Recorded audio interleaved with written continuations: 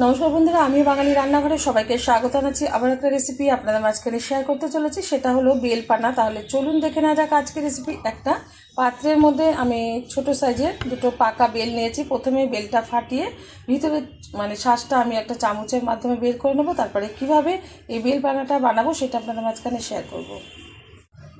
বেলটা কিন্তু আমি এই যে চায়ের চামচ দিয়ে হয় সেটা দিয়ে তুলে নিয়েছি। এই যে এখন আমি এর মধ্যে খুব সামান্য পরিমাণে একটু জল দিয়ে ভালোভাবে এটা কষলে কষলে যে ছিপড়াটা আছে সেটা বের করে ফেলবো, আর যে শ্বাসটা আছে সেটা রেখে একটা ছেঁকনির মাধ্যমে ছেঁকে নেব। যেহেতু ছোট বেল সে কারণে দুটো নিলাম।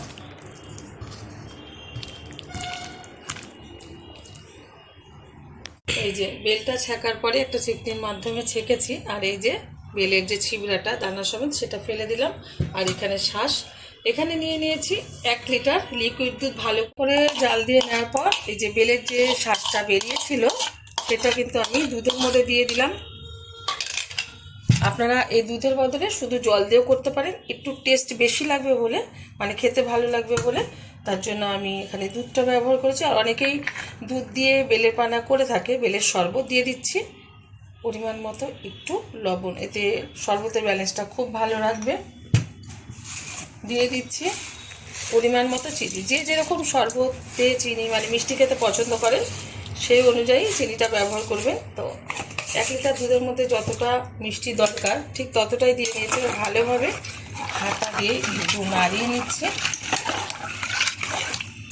এটা অনেকে তৈরি করার পর খেয়ে থাকে, বা অনেকে তৈরি করে কমপ্লিট করে একটু ফ্রিজে রাখার পর ঠান্ডা ঠান্ডা খেয়ে থাকে। তো আমি একটু এই অবস্থাতেই সার্ভ করবো। যেহেতু ঠান্ডা গরম মিশিয়ে পড়ছে, এখনও পুরো গরম পড়েনি। যখন গরম পড়বে আপনারা একটু ফ্রিজে রেখে তারপরে খাবেন, ভীষণ ভালো লাগবে। তো ভালোভাবে এটা দিয়ে গুলে নিচ্ছি। ভালোভাবে কিন্তু চিনিটা গোলানো হয়ে গেছে। আর এদিকে একটা প্লেট নিয়েছি, তার মধ্যে 3টে কাচের গ্লাস নিয়েছি। এর মধ্যে আমি বেলের শরবতটা ঢেলে দেব। আমার এই রেসিপি যদি আপনাদের ভালো লেগে থাকে আপনারা অবশ্যই আমার চ্যানেলটিকে সাবস্ক্রাইব করবেন, লাইক করবেন, শেয়ার করবেন। আর এরকম গরমে একবার এরকমভাবে বেলের শরবত বানিয়ে খেয়ে দেখবেন। আশা করি আপনাদের হজম শক্তিতে খুব ভালো উপকার পাবেন। দেখা হবে পরের ভিডিওতে নতুন কোনো রেসিপি নিয়ে। ধন্যবাদ।